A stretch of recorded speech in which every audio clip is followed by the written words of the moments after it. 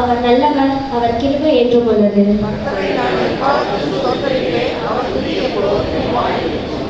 நாம் சந்தோஷப்பட்டு களி கூர்ந்து அவருக்கு துதி செலுத்த கடவோம்.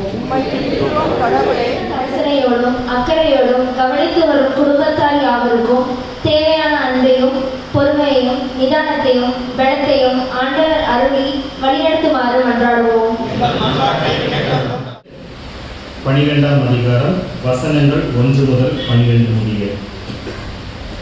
மேன்மை பாராட்டுகிறது எனக்கு தகுதி அல்லவே, ஆகிலும் கர்த்தர் அருளிய தரிசனங்களையும் வெளிப்படுத்தல்களையும் கடைநிலை ஊழியர்கள் மற்றும் இரத்த பரிசோதனை நிலையங்களில் பணிபுரிவோர் யாவரும் கடமைக்காக செய்யாமல் அர்ப்பணிப்போடு தங்களது சேவையை செய்ய ஆண்டவர் அவர்களுக்கு ஆற்றல் அருள்வாறு மன்றாடுவோம்.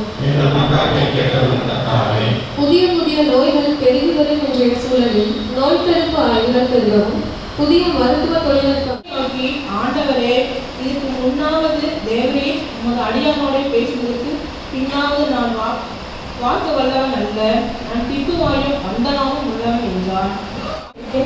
ஆண்டவருக்கு இரக்கங்களும் மன்னிப்புகளும் உண்டு. அக்கிரமத்தை பொறுத்து மீண்டுதலை மன்னிக்கிற தேவரிற்கு ஒப்பான தேவன் யார்?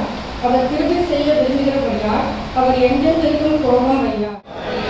அவர் உன் அக்கிரமங்களை எல்லாம் மன்னித்து உன் நோய்களை எல்லாம் குணமாக்கி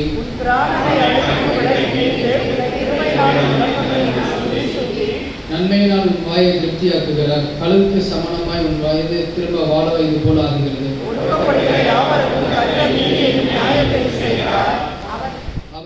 அதற்காக உன்னை போற்றுகிறோம். விசுவாசத்தோடு ஏறெடுக்கப்படும் மன்றாட்டுகளின் வழியாக மனதிலும் உடலிலும் நலம் பெற்று வாழ எங்கள் ஒவ்வொருவருக்கும் அருள் புரிய வேண்டுமாறு தந்தையாகிய உம்மோடும் தூய ஆவியாரோடும் வாழ்ந்து ஆளுகை செய்து எங்கள் ஆண்டவர் இயேசு கிறிஸ்துவின் வழியாக மனத்தாழ்மையோடு மன்றாடுகிறோம்.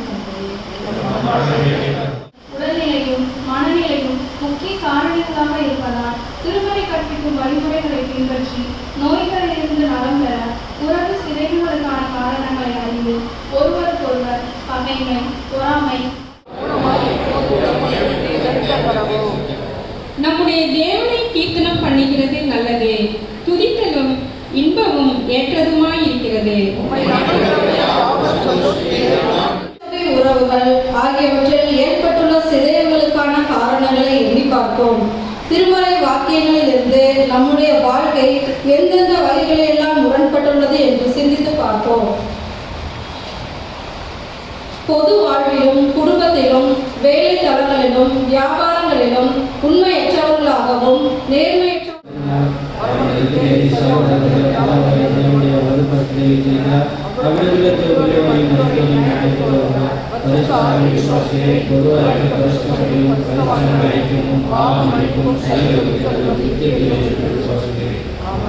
பிறவி குருடனாகிய ஒரு மனுஷனை கண்டார். அப்பொழுது அவருடைய சீஷர்கள் அவரை நோக்கி, ரபி, இவன் குருடனாய் பிறந்தது யார் செய்த பாவம்? இவன் செய்த பாவமோ இவனை பெற்றவர்கள் செய்த பாவமோ என்று கேட்டார்கள். இயேசு பிரதியுத்தரமாக, அது இவன் செய்த கோபங்கள் விரோதங்களிலிருந்து நமக்கு முழுமையாகவும் சுகம் பெற கற்றுத்தந்ததற்காக நமக்கு நன்றி செலுத்துகிறோம்.